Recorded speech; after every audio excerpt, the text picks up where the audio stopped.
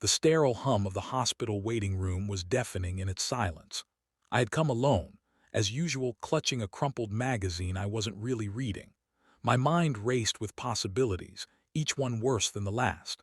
The doctor's office had seemed unusually busy today, and by the time I was called for my blood test, my anxiety had climbed to a fever pitch. I kept checking my phone for any message from my sister or friend, but there was nothing. No one had come to accompany me. I was waiting for my test results alone, the clock on the wall ticking louder than the distant chatter in the hall. I tried to distract myself, scrolling through my phone, pretending I wasn't on the verge of panic. The smell of antiseptic stung my nose, and every time a nurse walked past with a clipboard I flinched, convinced they were carrying bad news specifically for me. My hands were clammy, my heartbeat erratic, and I felt like the world had shrunk to this tiny waiting room. I hadn't expected anyone to be here, yet my stomach ached with the weight of anticipation. Then I heard the soft click of the door opening. In walked a man whose presence seemed to fill the room effortlessly. He wore a tailored suit, the kind that made you assume he owned half the city. His hair was perfectly combed back, and his eyes scanned the room with a quiet confidence that made people step aside. He looked around, and to my surprise, his gaze landed on me. Not just a passing glance. He looked at me like he knew exactly what I was feeling, and maybe even why I felt it. I instinctively straightened my back, suddenly aware of my own disheveled state, the wrinkled dress I had thrown on that morning, the anxious frown I couldn't quite smooth away. "I'm sorry," he said in a voice both commanding and soothing, "but may I sit here?" His tone left no room for refusal, yet it was gentle enough that saying yes felt like relief rather than obligation. I nodded, unsure why a stranger had taken an interest in my miserable company.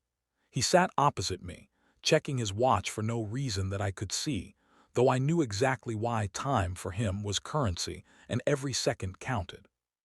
The nurse called my name, jolting me from my spiraling thoughts. I rose, feeling the prickling sensation of judgment in my chest, as if everyone could see my panic. The man, my accidental companion, stood as well, offering a small, polite nod. I followed the nurse to the consultation room, my heart hammering with fear and embarrassment.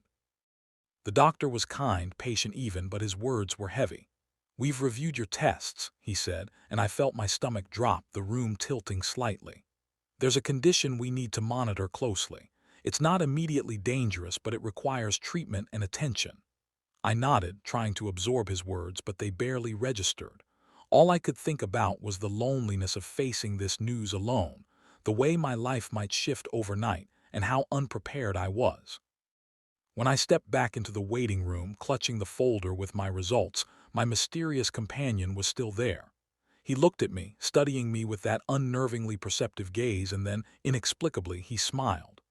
"Do you want company?" he asked, as though he had read every thought I had refused to speak aloud. I hesitated. I had always preferred to handle things myself, but something in his presence, an ease, a calmness, made me nod. We walked toward the parking lot together, silence stretching between us but not uncomfortable.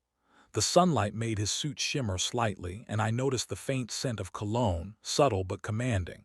He finally spoke, breaking the delicate tension. "You shouldn't be facing this alone. Even the strongest people need someone." His words weren't patronizing, but they carried a strange authority that made me consider trusting him. Then, as if sensing my unease, he added, "I know it's strange, but pretend for a moment that I'm something close to family, something safe. Call me your husband for today if that makes this easier." I stopped mid-step, caught between disbelief and an odd flicker of comfort. "Excuse me," I asked, my voice trembling. He tilted his head, unwavering. "Pretend you're not alone. Pretend you have someone to lean on, even if only for a little while. It doesn't have to be real. Just say it." I laughed nervously, the sound brittle, but there was no malice in it. Something about him made the absurdity feel less absurd. My heart, which had been racing with fear, slowed slightly. "Pretend I'm married to you," I said, the words tasting foreign and heavy. "Yes," he said simply, "pretend it's just for today." And so, in the bright glare of the hospital parking lot, surrounded by strangers going about their ordinary lives, I did the most irrational thing I could imagine. I took his hand in mine, feeling the warmth and strength in his grip, and said the words I hadn't thought I'd ever say aloud. "Okay, I'm married to you." His smile deepened, gentle and knowing. "Good, now let's face this together." We sat in his car, windows rolled down, letting the breeze carry away some of the tension that had coiled around my chest. He didn't ask me intrusive questions, didn't pressure me for details. Instead, he simply offered steady presence, speaking quietly about ordinary things, traffic, weather, trivial anecdotes from his life, creating a buffer between me and the storm of anxiety I'd carried alone. By the time we returned to the hospital for a follow-up consultation, I realized something remarkable had happened. I wasn't as scared anymore. The fear hadn't vanished entirely, but it had been shared, and somehow that made it bearable. The man beside me, my pretend husband for the day, had created a space where panic could be managed, where uncertainty didn't feel like a solitary burden. We walked into the office together, hand in hand, and I noticed the subtle nods of people who assumed we were a couple. I didn't correct them, didn't feel the need to explain. For the first time that day, I allowed myself to feel strength.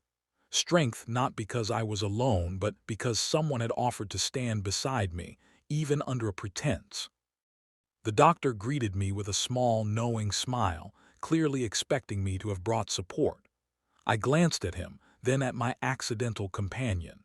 He winked, a small, playful gesture that carried immense reassurance. We discussed the treatment plan, the next steps, the precautions, and though the information was sobering, it no longer felt like a sentence to face alone. After the appointment, as we stepped back into the sunlight, he looked at me and said softly, "You see, life doesn't always have to be faced solo. Sometimes the universe sends someone to help carry the weight, even if just for a day." I laughed lightly, the sound warmer this time, even if it's pretending to be married. He shrugged, charmingly casual. Even then, pretending can be powerful, especially when reality is overwhelming. Sometimes the act itself is enough to change everything. As he drove me home, I thought about the bizarre turn of events. A man I didn't know had turned my worst day into something manageable. He had offered presence where there was none, comfort where I thought none could exist.